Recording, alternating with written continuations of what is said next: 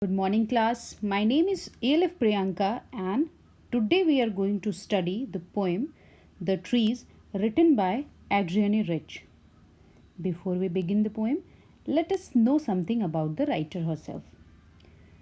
Adrienne Rich was born in 1929 and died in 2012. She was born in Baltimore, USA. She was a famous poet, essayist, and feminist. She has published 19 volumes of poetry, 3 collections of essays, and other writings. Now, we'll move towards the introduction part of the poem. The poem has a symbolic meaning. The trees here are an extended metaphor for women, actually. The poet says that the women have rested, healed, and recovered and are ready for their primary purpose to renew the empty forest of mankind. Now we'll be watching the theme of the poem. The poem by Adrienne Rich shows the conflict between man and nature.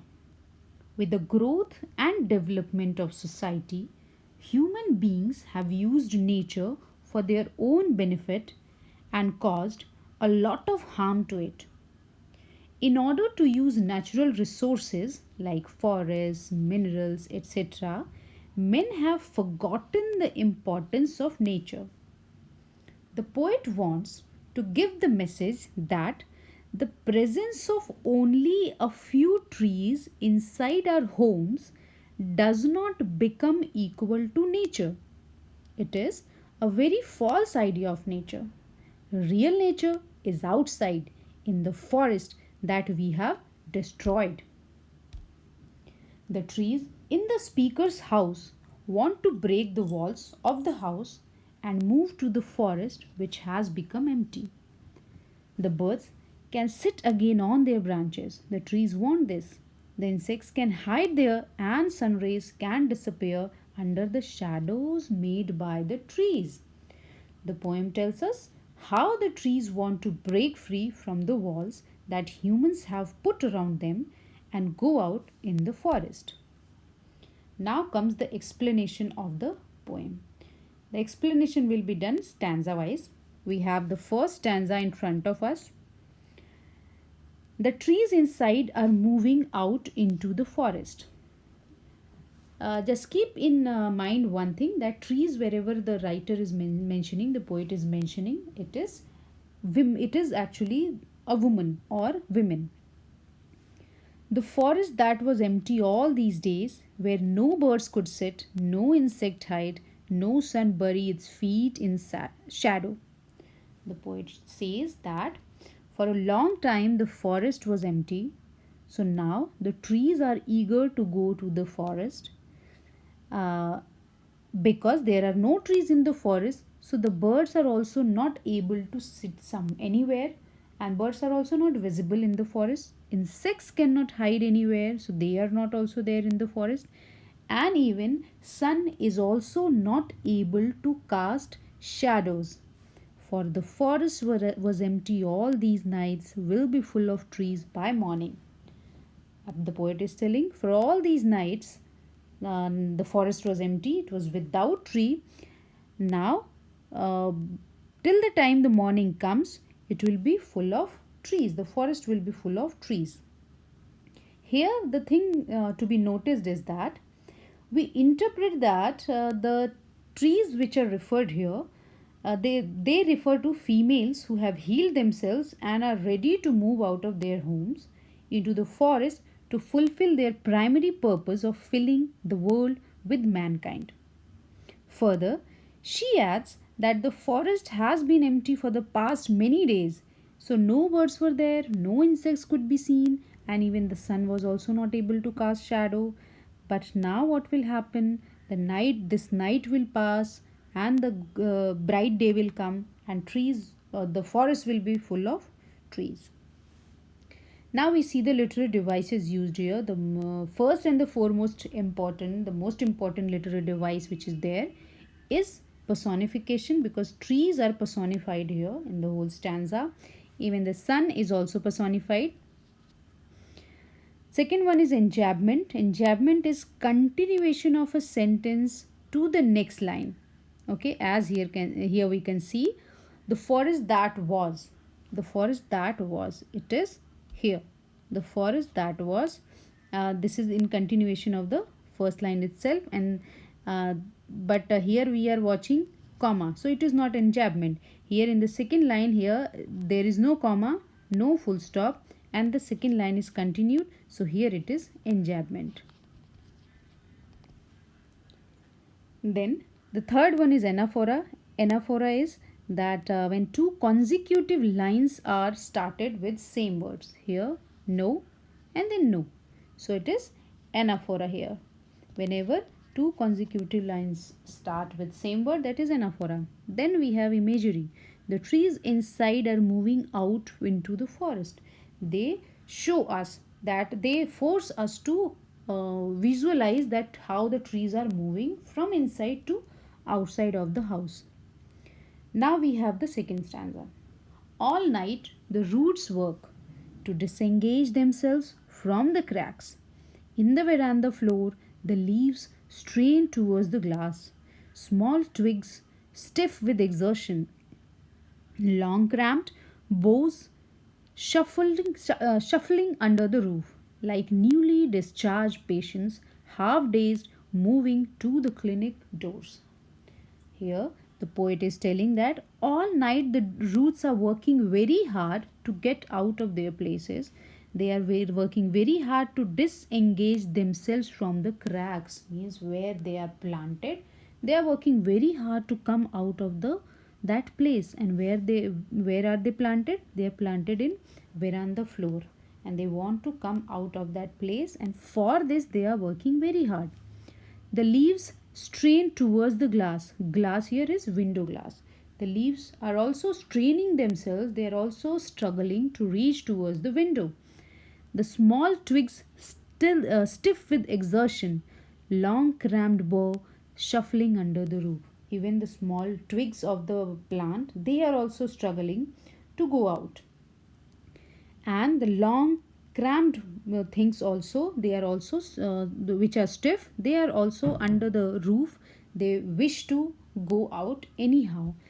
And all this struggle the poet here is comparing with a patient, a newly discharged patient, half dazed, moving out to the clinic doors. How a newly discharged patient leaves the clinic who is still in the effect of medication, and how nearly in an unconscious state the patient leaves the hospital.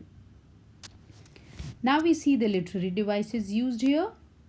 The first one is enjambment, continuation of the sentence. As I said, this we can see in the first line itself. Here we have this continuation, so it is enjambment, figure of speech. Then the second one which is there, it is simile. Trees are compared to patients here.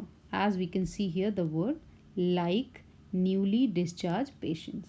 So here it is simile. Then next one is personification. Twigs, boughs and other parts of the tree, they are all personified here. They are given human treatment, so they are personified. So the figure of speech here is personification.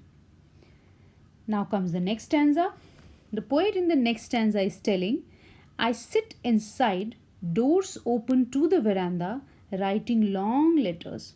The poet is telling that I am sitting inside in my veranda and I am writing long letters, in which I scarcely mentioned the departure of the forest from the house, and I am not mentioning about the trees leaving my house in my letters. I am writing letters to someone. I am sitting in my veranda, but I am not mentioning the departure of the forest from my house.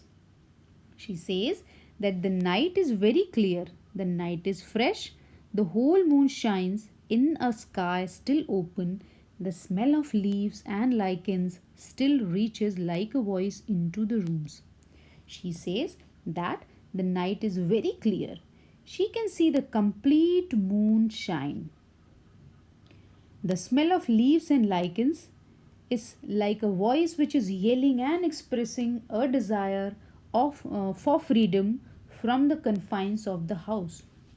Lichens here is actually, you must have heard in or studied in science also, they are crusty patches of bushes of fungus and algae on tree trunks.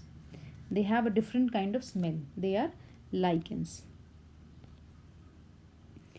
Now we discuss the literary devices here. First one, alliteration. Here, when consonant sounds are repeated, that is alliteration. Here we can see L and L, long letters. L, L repeated. So it is alliteration here. Second one is enjambment, continuation of a sentence to the next line. I'm sure till this time you must have become sure of this figure of speech. Here it is, enjambment. The next one is imagery. The poet has tried to create a scene in which she is observing all the things happening, and even she has made us also visualize as if these things are happening in front of us. Now comes the last part of the poem. I hopefully the last stanza, that is, she says, "My head is full of whispers, which tomorrow will be silent." She says that this time my head is full of slow sounds which are made by the trees, which are desperate to move out. As the trees are desperate to move out, they are whispering, they are struggling, and that struggle is also producing a kind of sound, which tomorrow will be silent. And tomorrow there will be no sound because trees will be out. Listen, the glass is breaking. The poet is telling us to try to listen carefully as as a change is about to take place. She is telling the glass is breaking, means the trees are becoming successful in going out. The trees are stumbling forward into the night. She says that the trees are stumbling out, the trees are becoming successful in going out into the night. Then she says, winds rush to meet them. The wind is blowing outside. It meets the tree. The moon is broken like a mirror. The moon is like a mirror, and it appears to have been broken into pieces at the shadow of the oak tree. Divides the moon into many fragments. Its pieces flash now in the crown of the tallest oak. The poet says that the moon looks like a mirror as it appears to have been broken into pieces at the shadow of the oak tree divides the moon into many fragments. The literary device used here is simile. The moon is compared to mirror here. The moon is broken like a mirror. That was all about the poem. Now we'll quickly see the summary of the poem. The poet talks about the trees symbolically. The trees refer to women who have been healed and are ready to move out of their houses to fulfill their primary purpose, to renew the forest of mankind. As women have remained indoors, like forest has become empty, the birds and insects rendered shelterless.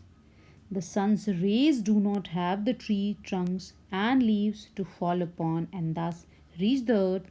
As a result, there is no shadow at all on the ground. The poet says that the forest will be full of trees the next morning because the trees are struggling to go out. The roots of the trees are working hard to separate themselves from the floor of the veranda where they have remained fixed for years. The leaves and branches are moving towards the glass windows. They are desperate to move out, just like a newly discharged patient who has yet not fully recovered and moves to the exit door of the hospital in a hurry. The poet is sitting in her house with the doors of the veranda open. She is writing letters but does not mention this movement of the trees, as if she is also supporting the movement of the trees towards the gate. It is night time, the sky is clear, and a bright moon is visible. She can smell the leaves and lichens which seem to be calling out desperately. She hears the glass of the window pane breaking. The trees are moving out, and the fast blowing wind embraces them. As the trees have reached the forest, the tall and strong oak tree overshadows the moon, and it seems that the moon has been broken into several pieces. That was all about this poem. Thank you, everyone. Hope you